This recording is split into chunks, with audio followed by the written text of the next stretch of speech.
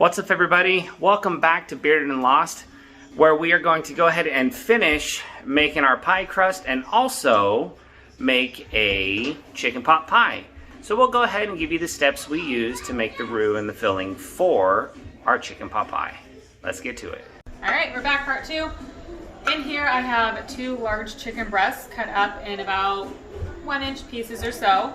I have about a tablespoon of olive oil in the pan already. I'm going to go ahead and put it in here and get started with browning that.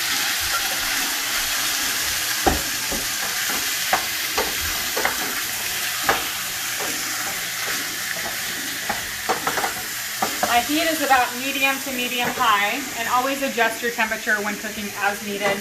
You can turn it down, you can turn it back up, you just don't want to burn your food. So don't be afraid to adjust that heat. While my meat is browning, I'm going to go ahead and grab our 2 pie crusts that have been sitting in the fridge. We don't want them too hard because they won't be easily rolled out, so we do want them to become room temperature. So I'm just going to set these aside and let them hang out while everything is cooking. Chicken is doing its cooking thing in here. I'm going to throw some seasoning on here. Spice Island's organic garlic and herb from Costco. As you can see, we use it on almost everything, so I'm just going to throw it on. Probably about a good tablespoon. Tablespoon looks more than it is. About a stir, and again, adjust your heat as needed.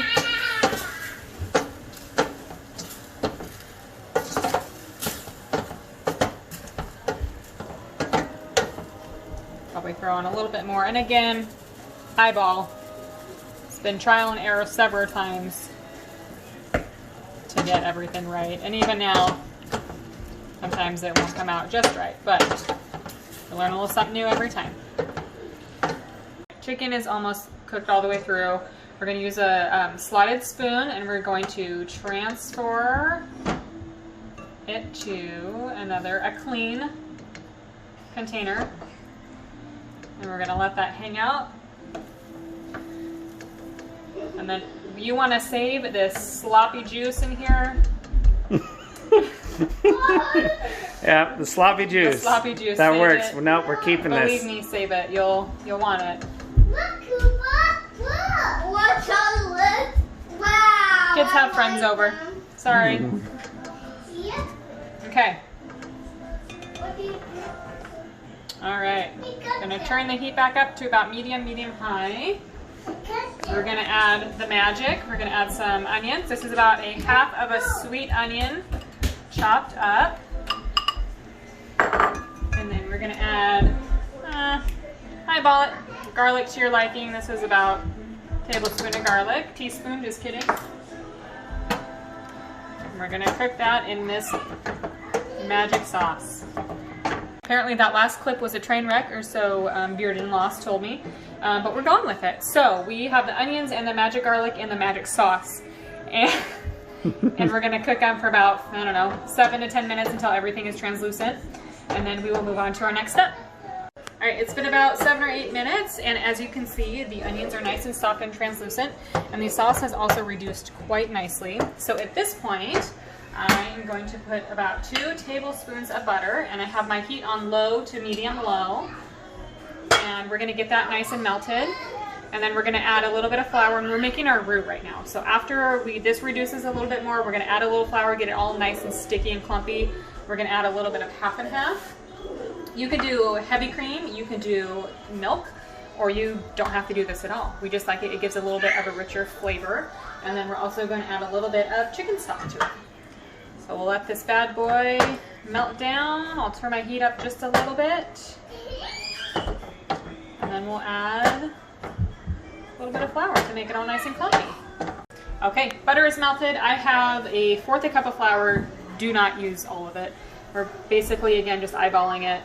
Thank you to my grandmother. I don't follow recipes. I just eyeball everything because that's how she did it. So just mix this in. As you can see, it's combining nice and it's getting nice and clumpy. I'll probably add just a little bit more flour, turn my heat down again to low to medium low, not a whole lot more. I don't want it to get too clumpy, but if it does, that's fine. You just add a little bit more butter or a little bit more oil. that's a pretty decent consistency right there.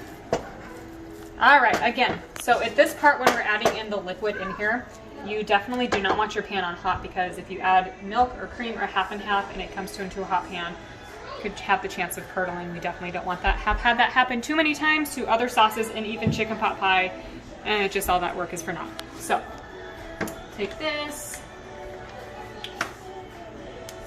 add it in very slowly, and I'm gonna start with a spoon, then I'm gonna switch to a whisk. So basically just kind of slowly combine everything, and you don't want to add everything all at once. Just slowly combine, or it makes another slurry. Almost said slop, thanks babe. Bearded and Lost caught me there. And we'll keep adding just a little bit by a little bit.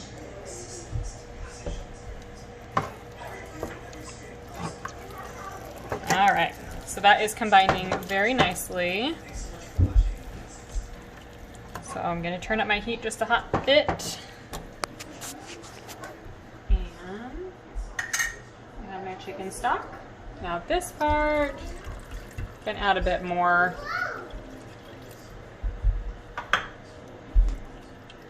Get that going. And again, add to taste. If you would rather have more cream, add more cream milk or heavy whipping cream or half and half. If you don't want it as heavy, again, you don't have to use any of that and just stick to chicken stock. And you can even cut the chicken stock with a little bit of water as well. I just would recommend not doing too much. It'll take some of the flavor away. And keep doing this, going back and forth. I'm going to switch to my whisk now. Things are nicely incorporated. Throw that right there. And just start whisking away. Okay, heat is on medium low or low medium. And as you can see, it's thickening up really nicely. It's simmering. So at this point, this is what you do want to see. I am going to keep adding more liquid. We have some potatoes that we need to throw in here in just a minute so we can blanch the potatoes. I think that's the right term. Just so they're not going into the pie raw. That way they will actually cook whole all the way through, and we're not biting into raw potatoes when we're eating. So again, I'm probably going to use just this whole can of chicken stock, and I'm going to go through taste. I might add a little bit more cream, but it looks pretty good to me. Seasoning wise, as you can see, we left the magic juice in there, and the magic juice brought all the flavor from the chicken in there. And we're keeping that take, Bearded and Lost. Yeah, no, that's fine. So I'm going to keep this on low, medium, medium, low, and I'm going to let it bubble and thicken up again. Then I'm going to add the potatoes in here to get them blanched. Again, I'm assuming that's the right word. And then we'll go from there and we'll start to put it all together and incorporate everything else. In here I have about 3 small potatoes, yellow, golden potatoes. Again, about 1 inch or bite-sized pieces. Sauce is looking amazing. It's nice and thick, simmering. I'm going to gently add them in here. I stress the gently. I have done it not gently before and burned myself. So now I'm going to have the potatoes sit and simmer for probably like 5 or 6 minutes just to blanch them. Soften. Soften, thank you. Soften them. Again, heat is low. I don't want to burn my sauce, burn my potatoes, and I'll probably just cover them up with a lid when I find it. We have a really spacious house. Just like that. Okay, now that we have our dough on our pin, we're going to put it in a lightly greased dish or pan. If you're using foil, like a foil thingy, you don't have to lightly grease that. Good enough for who it's for, right?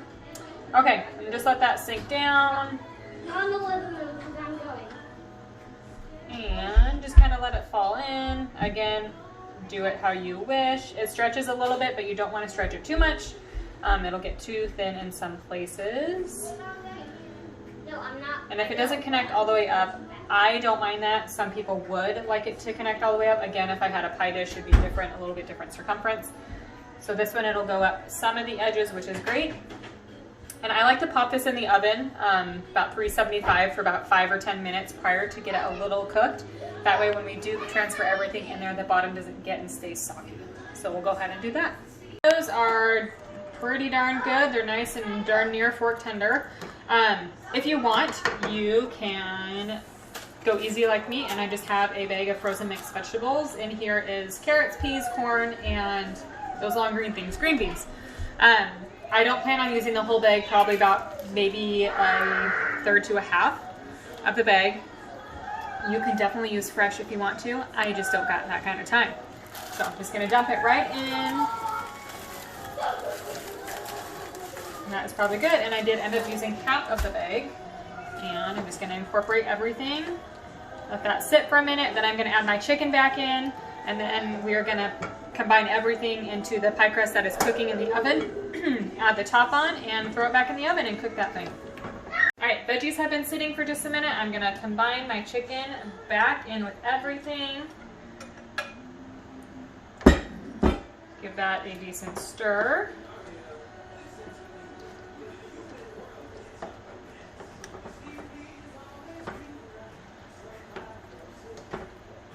And then we're gonna plop it in.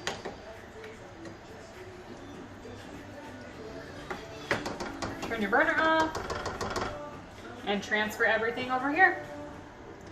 Just straight in.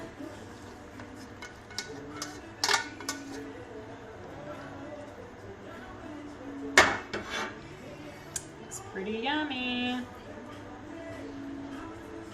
Now we have the other half of the pie crust rolled out just the same as the bottom. We're gonna throw it over the top, just like so. And just slowly and nicely just bring it down around all the yummy filling we just threw in there. Again, mine doesn't have to be perfect. We're gonna eat it for all that presentation. I'm sorry, this is not the channel for you. Make a couple slits in the top so the steam can get out.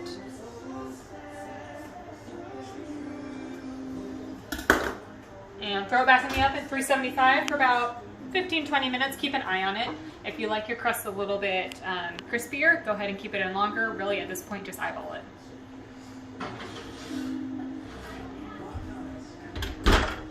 All right, pot pie's done. It's been in the oven at 375 for about 30 minutes. I kept it in there about 10 minutes longer than normal. I wanted the crust a little bit browner than we usually do. So if you take a look here, the edges and everything's nice golden brown. We've got some bubbling from the sauce. We'll take it out and let it sit for about 10 or 15 minutes before we dig in. And there you have it, chicken pot pie. Hey guys, thanks for stopping by the channel and watching the video. If you liked what we had to do, go ahead, throw me a like, hit subscribe, and we're gonna try and upload a video about once a week. If you have any suggestions for recipes or things that you want to see, let me know in the comments below. Have a great day.